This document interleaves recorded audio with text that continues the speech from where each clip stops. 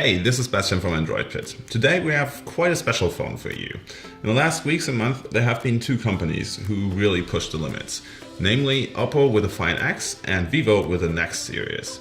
Today we have the Nex A. It's the smaller version of the Nex series. The other one is the Nex S. We will talk about the differences, but first let's unpack it. Let's take a look what's inside the box. So let's open this up. And there's instantly the phone. But first we're gonna look at what else is in the box, so we have enough time for the phone afterwards. So yeah, as you can see, you get some nice looking headphones. Come on, there you go. They look pretty decent, like high quality, not the typical cheap headphones you get with phones. And the power adapter, pretty standard. You also get a case with a phone.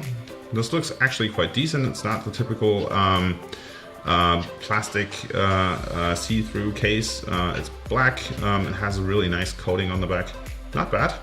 And what else? We also have some paperwork, and of course the key to open the SIM tray, and a USB Type-C cable. So yeah, that's all the stuff you will get with the phone if you buy it.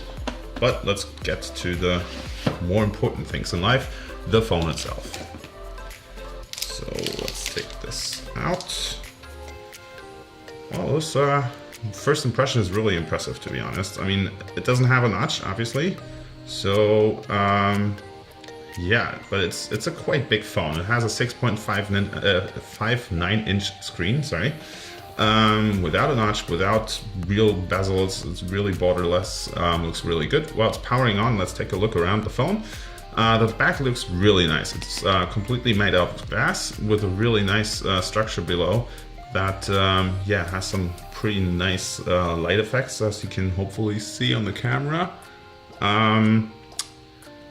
Talking about cameras, we have a 12 megapixel shooter on the back and a 5 megapixel. And we have the fingerprint sensor on the back. That's the next difference between this phone, the Nex A and the Nex S. The Nex A actually has the fingerprint sensor on the back. The Nex S has it included in the display, so the in-display fingerprint sensor. But the most important thing we want to look at, I think you all know by now, is obviously the camera. So let's do that. Are you ready? And there it is. Hello. That's the 8 megapixel front shooter, and yeah, that's pretty neat to just see it slide out like that. Very nice. I like it. Someone told me that you can actually even change the sounds, as you can see here. So that one was the sci-fi version. Then you have the machine version. Okay. Or even a rhythm. Well, I don't like the rhythm one. I like the sci-fi one. That's pretty nice. Okay, so as you can see here at the bottom, you also have the possibility to use gestures to actually use the phone. So you just slide up instead of just pressing the button. Yeah, what else? You have a power button on the side and the volume rocker. On top, obviously the slide-out camera, the headphone jack, and a microphone. On the bottom, you have a speaker, USB Type-C connector, and the SIM tray. On the other side, there's just, wait, hang on, that side, you have the AI button that we still need to try out. So yeah, I hope you've seen everything you wanted to see. I'm quite excited about this phone because it's finally something really special again next to the Find X. So in the next couple of weeks, we're gonna run it through its paces and see if the camera is really good.